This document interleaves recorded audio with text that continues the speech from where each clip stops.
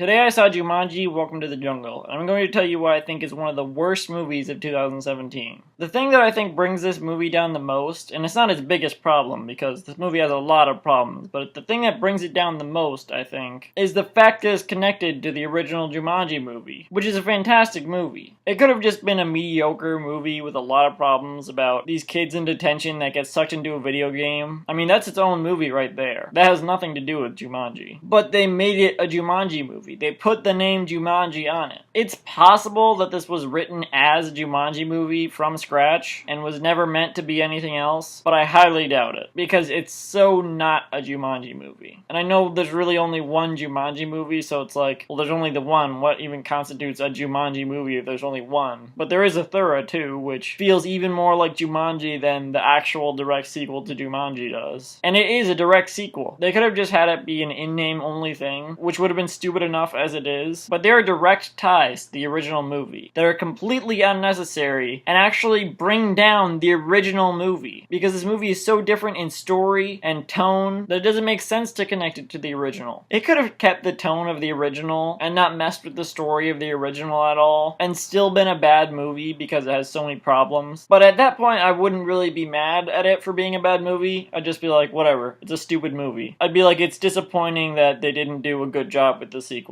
But this movie is so much more than disappointing. To me, it's infuriating, which is a strong word, but keep in mind, this is one of the highest grossing movies of all time at this point. It's in like the top 50 or top 25 highest grossing movies of all time. And I hate to have contributed to that because I saw it in theaters, and I knew it was going to be garbage. But I went to the theater to see Darkest Hour, and I got there late. I didn't want to go into the movie 10 minutes late, and Jumanji was the only other option. I didn't want to go home empty-handed. So as much as I hated giving this movie even more money, I wanted to watch something, so whatever. I guess I'm part of the problem. But anyway, I'm just gonna say right now, I'm going to give mild spoiler warning for this movie. I'm going to give away, not anything about the plot, but I'll give away some of the jokes, just to point out how stupid some of them are, and some of the references to Jumanji and stuff like that, but I'm not going to give away any of the plot. Not that it really matters, because it's pretty predictable. I want to say how this ties into the original Jumanji, because that's how they mess with it. There's a scene where they acknowledge that the jungle this movie takes place in, which they're calling Jumanji, is in fact supposed to be the same jungle from the original movie that Alan Parrish was stuck in. They literally use his exact name. Now, it would have been stupid enough that they're even calling it Jumanji, when the Jumanji from the original movie is clearly something entirely different, but even the jungle isn't just in name only, because they say Alan Parrish was in this jungle. Not only does that not make sense because the game transformed from a board game into a video game, which they actually show in the movie. I figured that would just be an implied thing that happened off screen before the movie started. But yeah, not only does it not make sense because of that, because the video game turns it into something completely different, it has its own internal logic that's completely separate from the board game, and so the environment is totally different. So it wouldn't make sense that that's the world he got sucked into. But also, in the original Jumanji, and people have mentioned this before me, by the way, obviously, but it really goes to show just how much they did not care about the original when making this, no matter how much they say they wanted to pay tribute to Robin Williams. There's a scene in the original Jumanji where Robin Williams' character, Alan Parrish, describes what it was like being trapped inside Jumanji. And Robin Williams gets really intense with that scene, and you can tell it was supposed to be like hell for him in Jumanji. And then for this movie where they go inside Jumanji, it's just this fun, silly comedy movie. There are things that hunt you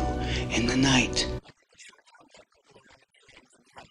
Then something screams. Then you hear them eating.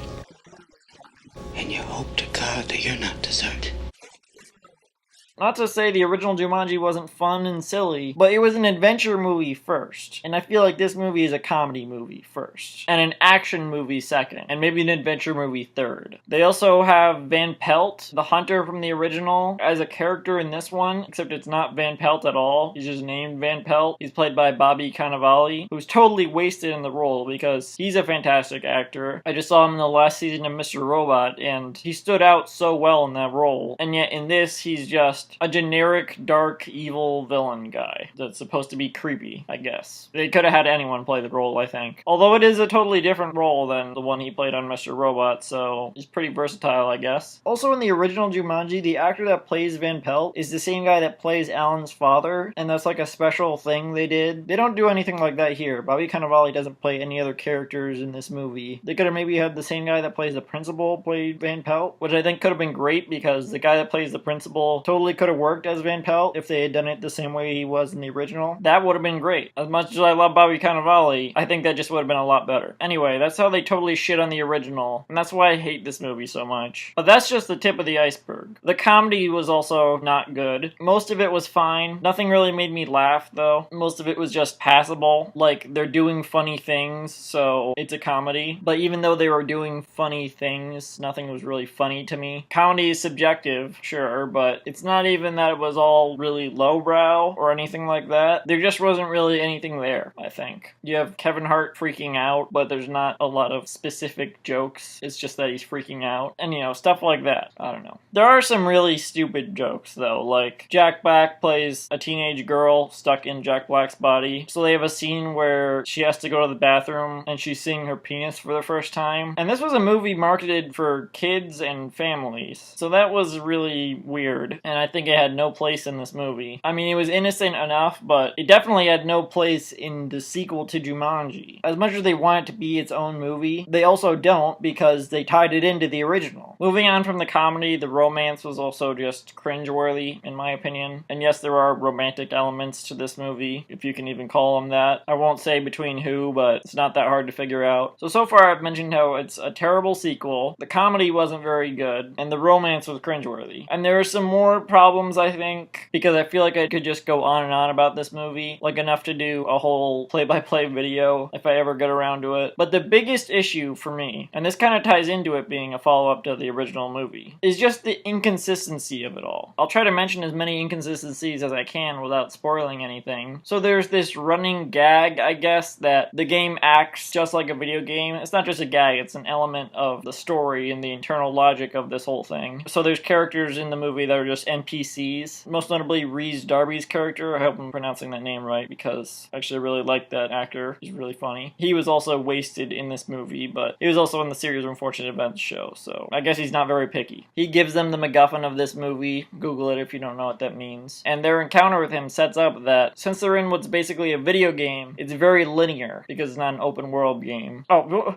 quick aside, it presents itself as a cartridge game, but when they put it in, the graphics are not pixelated at all. They only show the menu, but it looks like a PlayStation game or something. So that was really stupid, but anyway, as I was saying, it's presented as like a linear video game. They have to get from this point at the start of the game to the temple at the end, and bring the MacGuffin to the temple. And so there's the internal logic of this movie, which also doesn't really work with the internal logic of the game from the original movie, but whatever. That's how it works in this movie. And yet the game leads them to meet this person that isn't planned for in the game. So it doesn't make any sense that the game would lead them to that on purpose, since that's not supposed to be part of the game's story. And along with that comes a lot of other inconsistencies, but since it's in spoiler territories, I don't want to get into it. But oh god, it's so inconsistent. They also keep cutting away to the bad guy's minions, coming back to the bad guy and telling him what the protagonists are doing. But the thing is, the first time that the movie cuts away from the protagonists while Rhys Darby is telling a story and giving the exposition of the game to the protagonists, they make a fourth wall kind of joke where they acknowledge that they can see the backstory as it's playing out, even though it was a cutaway in the movie. They show through voiceover that they can see what's going on. They're like, what's happening? Oh, I guess it's a flashback. And the NPCs don't have minds of their own, so you can assume that when the protagonists aren't around, they're basically not doing anything. And yet they still have these cutaways with the henchman bringing news back to the bad guy. He's not just programmed to go after them, and the henchmen aren't just programmed to go after them. The bad guy tells the henchman what to do, which totally clashes with the movie's internal logic of this game. And I'm not saying I could do better, but I really think that's just bad writing. It seems like such an obvious clash to me, and for such pointless scenes too, because they could have taken those out and it wouldn't have really made any difference. Not to mention that the way the bad guy talks is totally unlike any of the other NPCs who just repeat their lines. lines like they'd be actual NPCs in a video game. But he seems to have a mind of his own, and there's no explanation for this. They just wrote him like he was any other character. That being said, even more props to Rhys Darby for really embodying an NPC very well, because he did feel like an embodiment of an NPC. He did a great job with that. He was really the only person in the movie that nailed that. So that's my biggest problem, is the movie's constant disregard for its own internal logic. Not just the logic of the previous movie, which they went out of their way to show was still canon, but even the internal logic for this exact same movie. It's going against its own internal logic. I'm repeating myself at this point, but God, it just annoys me so much. That, plus the fact that they did not try to make this a proper follow-up to the original at all, and it just not having much of any redeemable qualities. The CG was barely any better than the original movie. It looks better, but only because it's more detailed. The movement still looks really fake. At the most, I could say it's like 2000s era quality CG. They clearly did not put a lot of the budget into that, even though they totally made the budget back, like way more than they probably expected to. So for me, the comedy had nothing there. The romantic subplots and even the friendship subplots were just cringeworthy most of the time, forgettable at best. So I really can't think of anything redeemable about this movie. If it didn't have the name Jumanji on it, I might say it's creative, but since it does, it's just Jumanji, but if it's a video game and they go inside it. So it's not really original. The one good thing I will say about this is not even about the movie. I want to give kudos to the marketing team, because they took this turd of a movie and really polished it to make it look pretty good. I think they made it look as good as it possibly could with the trailers and ads, and putting the song Welcome to the Jungle over it, which is another thing this movie does not deserve, is that song. They put that song over it and edit the trailers and commercials really well to make it look really fun. And as much as I hate to say it, this movie was entertaining. It frustrated the hell out of me, but I wasn't bored. That's not a recommendation. I'm just being honest. I wasn't bored while watching it. I just thought, if you really consider the movie for what it is, it's not good. It's a bad movie. It's a very bad movie. Like I said at the very start, I think it's one of the worst movies of 2017. And in that spirit, and this being one of the first videos on this channel I've done this year, second movie vlog thing, plus the fact that the Oscars are coming up and I was planning on doing a top 10 best movies of 2017 list, I think I'm going to double this video as a top 10 worst movies of 2017 list. So along with this being my thoughts on the terrible movie Jumanji Welcome to the Jungle, this is also going to be my top 10 worst movies of 2017 list. Alright, number 10, Girlfriend's Day. Now keep in mind, I think most of the movies I saw from 2017 weren't that bad. So like half the movies in this top 10, or bottom 10 I guess, aren't really that bad. I think that shows with Girlfriend's Day. I did a video on that, so I'm not going to spend too much time on it because I also have forgotten this movie mostly. But yeah, I just thought it was it was not very good, entertaining, I don't know, confusing kinda, I think. I gave it a 5.5 out of 10, which isn't a bad score, so, you know, whatever. Same with number 9, Coin Heist. I actually remember enjoying this movie, but didn't leave off on a very good note. All in all, it was kind of boring, so yeah, I also did a video on that, so you can watch that if you look it up. Number 8 is Polybius, the video game that doesn't exist. It's a documentary about this video game, Polybius, that's like a myth. The reason I didn't like this movie was it just repeated itself a lot. It wasn't like it was saying the same things over and over, but the whole movie was just really the narrator guy going over theory after theory of what Polybius might be, and then after every theory saying, actually, nope, here's why that's wrong. And by the end of the movie, there's not really much of any answers, and I just felt like the whole thing was a waste of my time. Number 7 is Naked. I talked about this in a video that I haven't released yet. Same thing with a couple other movies on this bottom 10, actually. Most of these are Netflix movies, weirdly enough. Probably because if a movie in the theater looks bad, I'm not gonna pay money to see it, but if it's on Netflix, it's free, so whatever. Yeah, this was just a stupid comedy movie. I don't know. I think I talked more about it in the video that I'll probably release eventually, so until then, I guess I'll move on to number 6, Sandy Wexler. It's an Adam Sandler movie. That tells you all you need to know. It's another one I talk more about in the video. Most of these I've already talked about, except for Polybius. Like number 5, The Circle. This was the 5th worst movie of 2017, in my opinion. I've mostly forgotten it. It was really dull, and I made sure to read the book before watching this movie, and it was just not a good adaptation. Not only did they whitewash the main character, which, you know, yikes, they also changed the story a lot, and it's just for the worse. The story they have in the movie isn't even as good. And number 4 is Deidre and Lainey Rob a Train. I don't want this movie to be so low on the list, because I don't feel like I hate this movie, and I do feel like I don't like The Circle, but I I forgot to say, I gave The Circle a 5 out of 10. I'm not going to go back and say what I gave the other movies, but whatever. I say in those videos I did on them. I'll say I gave Polybius a 5.5 out of 10, but other than that. Anyway, I gave Deidre and Laney a 5.5 out of 10. So that's why it's lower than The Circle. Because as much as I didn't like it, it was done well enough, I guess, besides being stupid. I don't know. I don't really remember Deidre and Laney Rob a Train, but I guess something about it just wasn't done very well for me to give it that low of a score. I did a video on that, so you can watch that. I'd probably go into more detail there. I'm just recommending all these videos I already did on the bottom 10, so sorry if this isn't very entertaining. No. The third worst movie,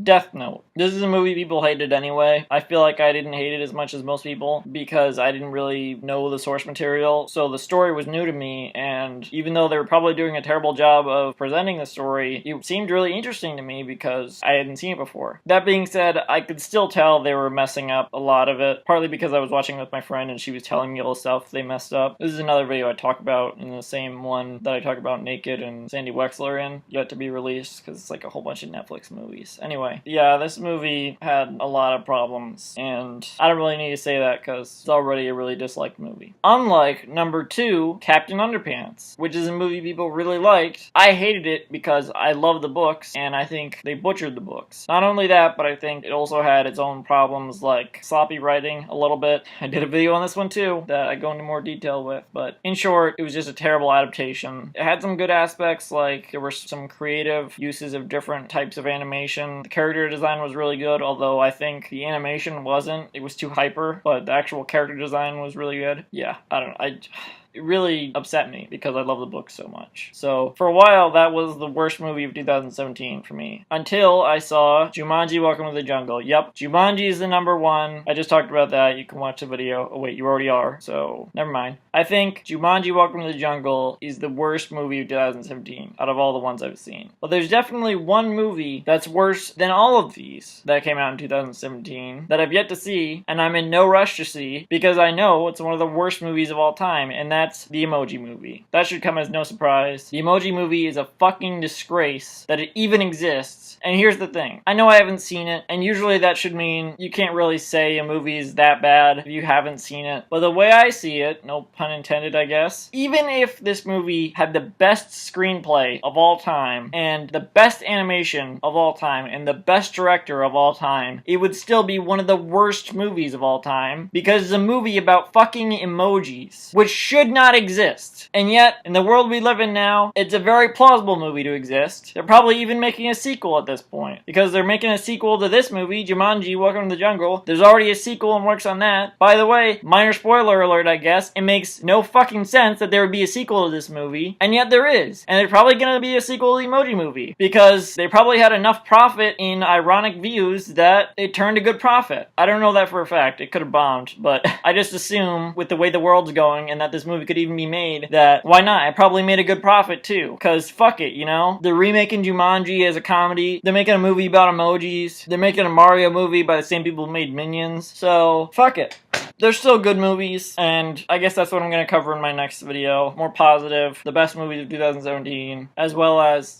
Wait, that's not my next video actually. Next video is all of the Oscar nominations, and then after that is, I'm not sure yet, but within the next 2 videos, I'm going to have one that's all the Oscar movies, and then one that's going over my Oscar picks and predictions. And then in one of those, I'm going to also talk about my top 10 best movies of 2017. So... That'll be more positive, I guess, than this, where I talked about the worst movies and the fucking state of cinema with the Emoji Movie, and swore a lot. So, okay, until then, wait. Actually, next time I'm gonna watch Troll 2.